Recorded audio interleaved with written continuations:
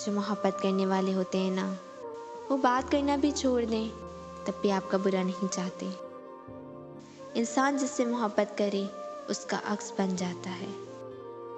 ये दुनिया है, यहाँ खालिस मोहब्बत सिर्फ मैयत को मैसर है। जो कीमती चीज़ें हमें बिन मांगे मिल जाएं, बदकिस्मती से हम उन्हें कीमती के ज़िम्मे में रखते ही नहीं हैं। और पता है मोहब्बत भी एक शुगल है बेकार लोगों का। मनचाहा इंसान हर मर्ज़ का इलाज होता है। रिस्क हो या मोहब्बत, कदर ना करो तो खुदा छीन लेता है। किसी को दिल में रखना, इजहार ना करना और खामोशी से उसके लिए दुआ करना भी मोहब्बत है।